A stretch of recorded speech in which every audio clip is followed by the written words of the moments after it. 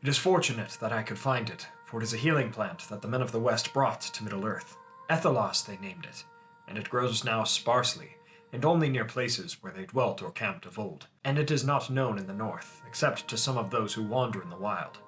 It has great virtues, but over such a wound as this, its healing powers may be small. Hey everyone, Yoiston here, and I hope you all are doing well, wherever you are in Middle-earth.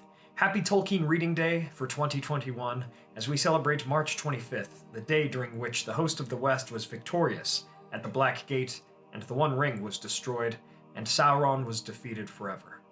Today I bring you all a video on the plant Athelas, Kingsfoil, following this year's theme set by the Tolkien Society, which is hope and courage. I think Athelas, an embodiment of hope in plant form, is perfect for this theme.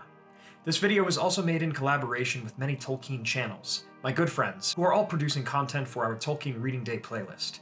Please check that out, as well as some related articles and videos in the description and cards. My friends, as always, thank you all so much for being here. Let's begin our tale.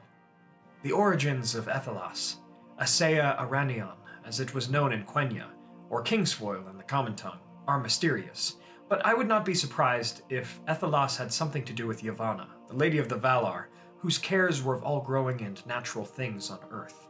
The exact meaning of Athelas is unknown, but it may be close to meaning the beneficial or helpful leaf of the king, for indeed it was truly potent in the hands of a king. Those who smelled the Athelas that was dried and crushed in hot water recalled different sensations. For some, it would be as dewy and natural mornings beneath the sun. For others, it would be a smell of freshness, or orchards, or roses. While Athelas is more explicitly mentioned in The Lord of the Rings, it is worth mentioning that, during the quest for the Silmaril in 465 of the First Age, Beren took an arrow shot by Curufin, saving Lúthien from it, and the Hound of Valinor, Huon, would go on to retrieve a healing herb to staunch his wound. Likely, this was Athelas, at least I like to believe it was so, as it was in the early edition in the Lay of Lúthien. But perhaps it only first grew in Númenor, in its thematic ties with the line of the kings of men. Now, Athelas was one of the greatest and most virtuous plants of Númenor, and it would be brought to Middle-earth by the men of the West who made settlements there. By the end of the Third Age, it actually grew sparsely, and near places only where the Númenorians had settled, but some remembered its usefulness. I imagine that throughout the Third Age, the kings of Gondor and Arnor, while they yet lived in the world, would know the virtue of Athelas, and would use it in their healing hands when the need was great. And while it is conjecture on my part, perhaps Athelas would play a role in combating the Great Plague that devastated the West in 1635 through 1637 of the Third Age. But even as the days of the kings diminished and passed from this world, and the days of old became a more distant memory, the true quality of Athelas would be forgotten by most, except for the Rangers of the North, who remembered its virtue. Just like the line of kings, and hope itself in Middle-earth, while at times it was perhaps difficult to find, Athelas was always alive and strong in the world. In Gondor, where it was known as Kingsfoil, it would be known as a sweet-smelling and refreshing herb, especially in clearing headaches, but its true power was forgotten. Now, it was only in the hands of the king of the men of the West, where the true virtue of Athelas could be manifested, and hope and renewal could come to those who were healed. It was so with the Ranger Strider, whose true name was Aragorn, and Athelas was his plant of choice for healing others when it was needed. Being the descendant of not only kings, but elves and even Melian the Maya, Aragorn could use Athelas in its full potential.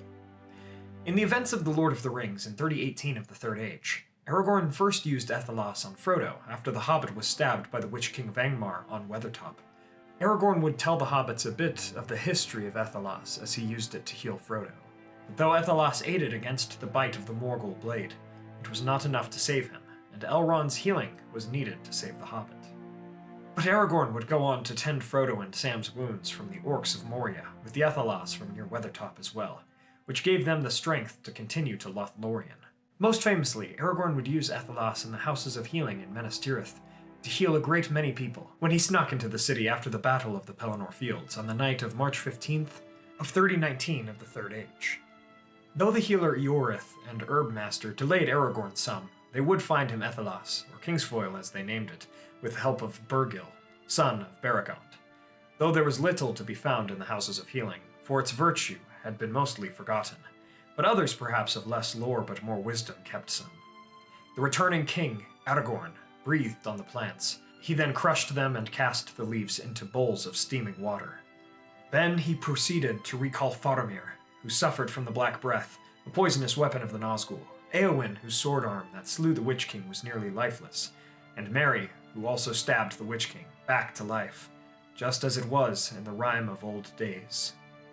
When the black breath blows, and death's shadow grows, and all lights pass, come Athelas, life to the dying, in the king's hand lying. And so it was that Aragorn saved those 3 heroes and many others that night, the latter with the aid of the sons of Elrond. The people of Minas Tirith rejoiced, for the king had come again, as Aragorn had proven with his healing hands, and many people were saved that night indeed. The people whose hope had been restored to them by this king and his plant Athelas would name him Elfstone, Elessar, in the high language Quenya, after the stone he bore. Indeed, the stone was said to also have virtue of healing that may have helped Aragorn in using Athelas. And so it was that the virtues and hope that Athelas gave, just like the king himself, was restored to the kingdom of the Men of the West. I imagine that after the downfall of Sauron, Athelas would continue to grow in the kingdoms of the descendants of Númenor, but would be fostered with greater care under King Elessar and his people. And so we come to the end of our tale about Athelas, the herb of healing. From the tale of Athelas, we see that hope can always be found, if we are determined enough to find it, for it is never lost. Thank you all so much for watching. I hope you all enjoyed this episode. If you did, please be sure to hit that like button and share this with a friend. What are your thoughts, questions, additions, and corrections on Athelas? Let me know in the comments below. I love how much thematic importance things like Athelas have in the Legendarium, for, in many ways, the history of Athelas mirrors the history of the line of the Kings of Men, and it is one of the many symbols of natural hope in Middle-earth. To further support the channel, please check out our music channel, Facebook, Twitter, merch, and Patreon for a podcast and Discord server. All of those links are in the description below.